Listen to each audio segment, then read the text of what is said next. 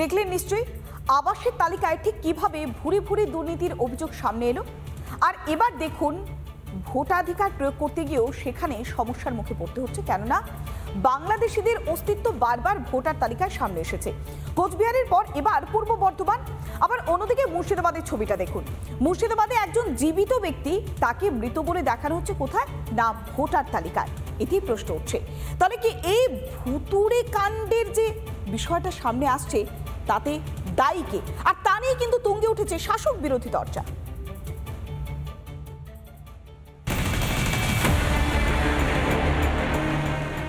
দক্ষিণবঙ্গের ভোটার তালিকায় উত্তরের ভোটারের নাম আগেই দেখেছে বাংলার মানুষ। এবার বাংলাদেশের বাসিন্দার নাম দেখা গেল পূর্বস্থলী উত্তরের কালেকাতলায়। ভৃগুরাম দাস বাংলাদেশে থাকলেও তার স্ত্রী ও ছেলে এদেশের বাসিন্দা।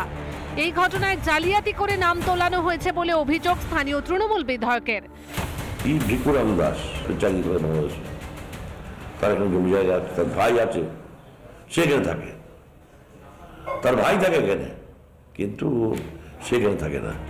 তবে ভৃগুরাম দাস আগে দেশেই থাকতেন বলে দাবি তার স্ত্রীর। এইখানে থাকতো, এইখানে সবকিছু হিয়ার পরে এইখানে ভোটার টোটার হয়েছিল, তারপরে সে সংসার চালাইতে পারে না, থাকতে পারে না, তারপরে ওইখানে মাস্টার পেয়েছে, সে এইখানে থাকে। এবার জীবিত ব্যক্তিকে ভোটার তালিকায় দেখানো হলো মৃত, এমন ছবি ধরা পড়ল মুর্শিদাবাদের জলঙ্গিতে। ভোটার লিস্টে 435 নম্বর সিরিয়ালে যে নাসির বিশ্বাসের নাম আছে, আমরা যখন দেখছি সেটা দেখছি ডিলিটেড, জীবিত অথচ তাকে মৃত দেখানো হলো। যা দেখার পর রীতিমতো দুশ্চিন্তায় নাসির বিশ্বাস।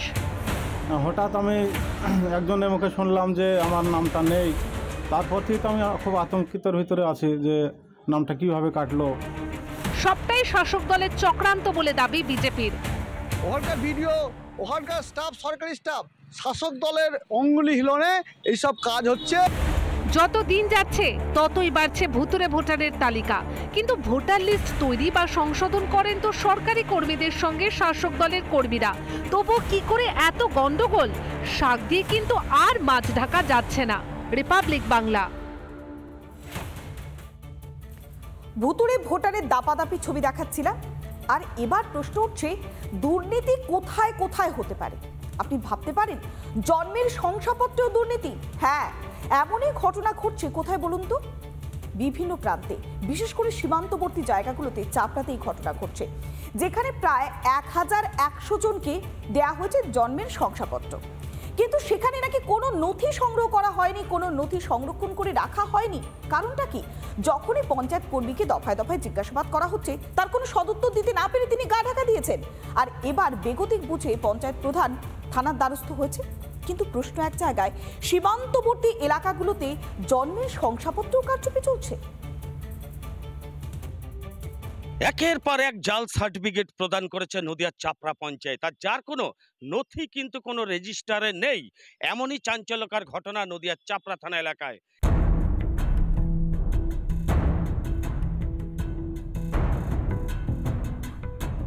অভিযোগ, প্রায় 2 বছর ধরে পঞ্চায়েত প্রধান সহ অন্যান্য সদস্যদের চোখে ধুলো দিয়ে নাকি প্রায় 1100 জনের জন্মের শংসাপত্র ইস্যু করা হয়েছে, যেগুলোর কোনো তথ্য সংরক্ষণ হয়নি।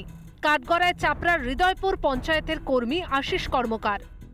আগে ক্যাজুয়ালি দেওয়া হতো লিখিতভাবে, এখন তো তা না, এখন তো ডিজিটাল, এখন লগ ইন পাসওয়ার্ড দিয়েই সমস্ত কিছুটা করা হয়। কিন্তু লগ ইন পাসওয়ার্ডগুলো তার ফোনেই ছিল, ভিএল এর ফোনেই ছিল, উনি ইউজ করে মিসইউজ করে সব কিছুতে উনিই করেছেন। যদিও এ বিষয়ে যথাযথ উত্তর দিতে পারেনি সংশ্লিষ্ট আধিকারিক, শোকজ করা হয়েছে। থানায় অভিযোগ দায়ের করেছেন প্রধান।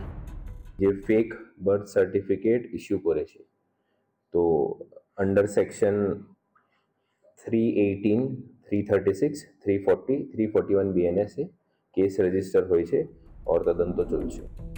একজন সামান্য পঞ্চায়েত কর্মীর এভাবে সকলের চোখে ধুলো দেওয়ার সাহস হলো কিভাবে? নাকি পুরোটাই আই ওয়াশ? এর সঙ্গে জড়িত রয়েছেন পঞ্চায়েতের অন্যান্য সদস্যরাও। দেখুন, পঞ্চায়েতের একজন কর্মীর সাহস নেই 1100 বার্থ সার্টিফিকেট দেওয়ার। এর পেছনে একটা বড় মাথা বা বড় একটা চক্র কাজ করছে। যদিও অভিযোগ মতো প্রশাসন ব্যবস্থা নেবে বলে আশ্বাস স্থানীয় তৃণমূল নেতৃত্বের।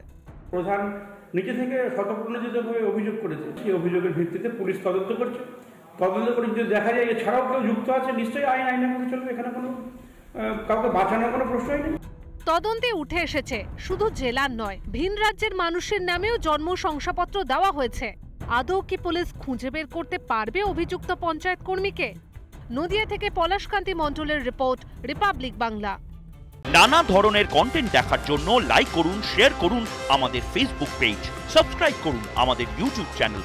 পাশাপাশি অন্যান্য ব্রেকিং নিউজের জন্য অবশ্যই চোখ রাখুন রিপাবলিক বাংলায়।